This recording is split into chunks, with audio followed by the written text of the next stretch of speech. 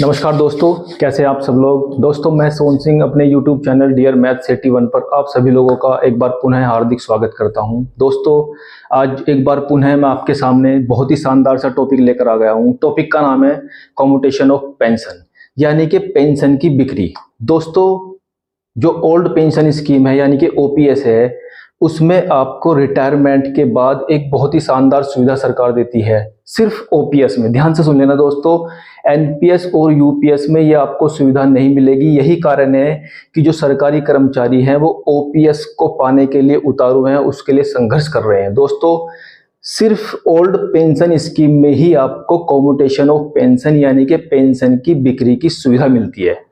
दोस्तों, इस वीडियो को थोड़ा सा मैं रोककर आप सभी लोगों से एक बार पुनः ये आग्रह और निवेदन करता हूं। दोस्तों, ओल्ड पेंशन स्कीम की बहाली के लिए 1 मई 2025 जंतर मंतर नई दिल्ली पर आप सभी लोगों को पूरे दल और बल के साथ अटेवा और एनएमओपीएस का जो संगठन माननीय विजय कुमार बंधु जी के नेतृत्व में जो विशाल धरना प्रदर्शन होने जा रहा है, उसमें आपको दल और बल के साथ संघर्ष में शामिल होना है, ताकि सरकार पर दबाव बने और उस दबाव बनने के बाद ही सरकार हमारी ओल्ड पेंशन स्कीम को बहाल करेगी। ठीक है दोस्तों, वापस अपने टॉपिक पर आते हैं। हमारा टॉपिक है कम्यूटेशन ऑफ पेंशन यानी कि पेंशन की बिक्री। दोस्तों, जिस समय हम रिटायर होते हैं तो रिटायर होने के बाद कई बार ऐसा होता है कि हम अपने जीपीएफ से काफी पैसा पहले निकाल चुके होते हैं और रिटायरमेंट के समय हमें कुछ ज्यादा अमाउंट की जरूरत पड़ती है। तो ये वाला जो पॉइंट है कम्यूटेशन ऑफ पेंशन यानी कि पेंशन की बिक्री, उस समय आपके लिए बहुत लाभकारी होगा। जो पेंशन की बिक्री है वो एक तरीके से आपके लिए लोन की सुविधा का काम करता है। सबसे पहले हम समझेंगे कि पेंशन की बिक्री का जो पॉइंट है ओल्ड पेंशन स्कीम में, उसकी कैलकुलेशन को समझेंगे कि किस आधार पर आपको रिटायरमेंट के बाद कितने प्रतिशत पेंशन बिक्री होने के बाद आपको कितनी अमाउंट एक मुश्त मिलेगी। ठीक है दोस्तों, सबसे पहले समझ लीजिए कि जो ओल्ड पेंशन स्कीम के तहत पेंशन की बिक्री होती है, तो वो पेंशन की बिक्री का जो निर्धारित समय है वो होता है 15 वर्ष। यानी कि जब आप एक बार अपनी पेंशन की बिक्री को कर देंगे तो करने के बाद आपको 15 वर्ष तक उसकी किस्त जमा करनी होगी। ठीक है दोस्तों, और साथ ही साथ हम ये समझेंगे कि अगर इतनी ही अमाउंट हम पर्सनल लोन या किसी अन्य लोन में लेते तो वहां आप कितनी अमाउंट जमा करते, और पेंशन की बिक्री अगर आप कर रहे हैं उतनी ही अमाउंट आपको मिल रही है, वहां आप 15 साल में कितनी अमाउंट जमा करेंगे। आपको यहाँ पर अपना फायदा और नुकसान समझ में आएगा एक छोटी सी कैलकुलेशन के माध्यम से। चलिए दोस्तों, समझते हैं। पॉइंट है आपका कम्यूटेशन ऑफ पेंशन यानी कि पेंशन की बिक्री। जब हमें यह समझना होगा कि पेंशन की बिक्री का आधार क्या होता है, किस तरीके से उसकी कैलकुलेशन होती है।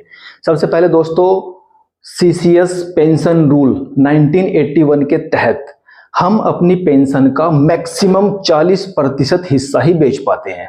40 से ऊपर अगर आप अपना हिस्सा बेचना चाहेंगे तो नहीं बिकेगा, क्योंकि जो सीसीएस पेंशन रूल 1981 का नियम है वो ये कहता है कि मैक्सिमम आप 40% हिस्सा ही अपनी पेंशन का बेच पा सकते हैं। ठीक है दोस्तों, उसके नीचे 30 बेचे, 20 बेचे, 10 बेचे, इसी मल्टीपल में चलता है। सबसे पहले उसके लिए आपको क्या करना होगा, जिस वक्त आप रिटायर होंगे, रिटायर होने के समय आपको देखना होगा कि आपकी अंतिम बेसिक कितनी है। तो यहां मैंने देखिए आपको अपनी बेसिक ले लेनी है। यहां तो मैं एक उदाहरण के माध्यम से समझा रहा हूं। तो मैंने मान लिया अंतिम बेसिक किसी भी सरकारी कर्मचारी की वह 90,800 रुपए। अब हमें क्या करना है, क्योंकि जब हम रिटायर होंगे हमारी बेसिक होगी उसका हाफ कर लेंगे, क्योंकि पेंशन जो मिलती है हमारे अंतिम बेसिक का हाफ होती है पुरानी पेंशन में। तो पेंशन का जो बेसिक बनेगा वो होगा 90,800 का हाफ कितना हो जाएगा, 45,400। यदि कोई कर्मचारी अपनी पेंशन का मैक्सिमम 40% बेचता है तो आप इस बेसिक का 40% निकालेंगे। जो आपकी पेंशन का बेसिक है वह 45,400, तो उसका 40% हो जाएगा 45,400 गुना 40/100। आप इसकी कैलकुलेशन करेंगे तो कैलकुलेशन करने के बाद जो एक अमाउंट आई है वही 18,160। ये वो हिस्सा है जो पेंशन का 40% हिस्सा है जो आप बेचेंगे, 18,160। क्योंकि आपने ये बेच दिया, सरकार को दे दिया, इसके एवज में आपको सरकार कितना अमाउंट देगी वो कैलकुलेशन हम अभी आगे करेंगे। लेकिन ये वो हिस्सा है जो आप अपनी पेंशन से आपने बेच दिया, यानी कि आपकी पेंशन से ये वाला हिस्सा हर महीने कटेगा। तो बिक्री के बाद आपकी पेंशन का बेसिक कितना हो जाएगा, देखिए 45,400 आपका बेसिक था पेंशन का, उसमें से आपको 18,160 माइनस करने होंगे क्योंकि आपने इसका ये वाला हिस्सा बेच दिया है। तो आपके पास जो एक अमाउंट बची है बेसिक की पेंशन का वो है 27,240, क्योंकि आपने 18,160 वाला हिस्सा सरकार को बेच दिया है। और उसे बेचने के बाद आपकी पेंशन से हर महीना ये अमाउंट यानी कि 18,160 रुपए कटेगा। और कब तक कटेगा, 15 वर्ष तक। कितने साल तक कटेगा मेरे दोस्तों, 15 साल तक। अब ये तो आपको पता लग गया कि अगर आप अपनी पेंशन का 40% हिस्सा बेच रहे हैं तो उसके एवज में आपकी पेंशन से प्रति महीने कितना पार्ट कटेगा, 18,160 रुपए कट जाएगा पर मंथ। अब हम देखते हैं कि इतना हिस्सा कटाने के बाद आपको रिटायरमेंट के समय एक मुश्त कितनी राशि मिलेगी। इसकी एक छोटी सी कैलकुलेशन है। कैलकुलेशन का फॉर्मूला ये है दोस्तों, उसे आप बोलेंगे कॉम्युलेटेड वैल्यू ऑफ पेंशन, यानी कि आपको कितना हिस्सा एक मुश्त मिलेगा। उसका सिंपल सा फॉर्मूला है बिक्री का प्रतिशत, यानी कि जो आपने अपनी पेंशन का हिस्सा बेचा है वो कितना है वो, क्योंकि मैं उसकी कैलकुलेशन पहले ही कर चुका हूं, वो आया 18,160 रुपए मल्टीप्लाई 12, ये तो मल्टीप्लाई फॉर्मूले में होगी 12 क्योंकि एक साल में 12 महीने होते हैं, और गुना। इसके बाद जो मेन पॉइंट है वो है आपका CF, ये होता है कॉम्युलेटेड फैक्टर। ये कॉम्युलेटेड फैक्टर इस चीज पर डिपेंड करता है कि आप किस वर्ष में रिटायर ले रहे हैं। आप 55 साल में ले रहे हैं या 52 साल में ले रहे हैं या 56 में ले रहे हैं, 60 में ले रहे हैं या 62 में ले रहे हैं। उन सब एजेस के लिए एक कॉम्युलेटेड फैक्टर निश्चित कर दिया गया है। फिलहाल मैं आपको ये वाला जो पॉइंट समझा रहा हूं, ये समझा रहा हूं जो व्यक्ति 60 साल की उम्र में रिटायरमेंट लेते हैं, मैक्सिमम यही होता है 60 साल की उम्र में, तो उसी का मैंने बेसिक ले लिया है, वो ले लिया मैंने 60 साल के लिए। इसका जो वैल्यू होता है वो होता है 8.287। ठीक है, आप चाहेंगे तो डिस्क्रिप्शन बॉक्स में मैं सारी एजेस के हिसाब से इसकी वैल्यू डाल दूंगा, आप अगर कमेंट बॉक्स में पूछेंगे।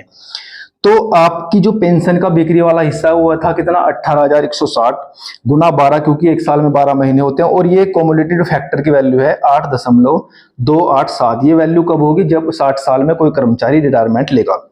इन सब की मल्टीप्लाई करेंगे तो आपके पास एक अमाउंट आई है, वो अमाउंट है 18,05,903 रुपए। ये राशि आपको रिटायरमेंट के समय एक मुश्त मिल जाएगी। कब, जब आप अपनी पेंशन का 40% हिस्सा बेच देंगे। अगर आप 30 बेचेंगे तो 30 के हिसाब से कैलकुलेशन कर लेना, 20 बेचेंगे तो 20 के हिसाब से कैलकुलेशन करना।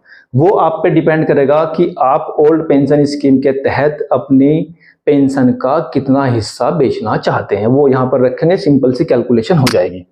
ये अमाउंट आपको एक मुश्त मिल जाएगी।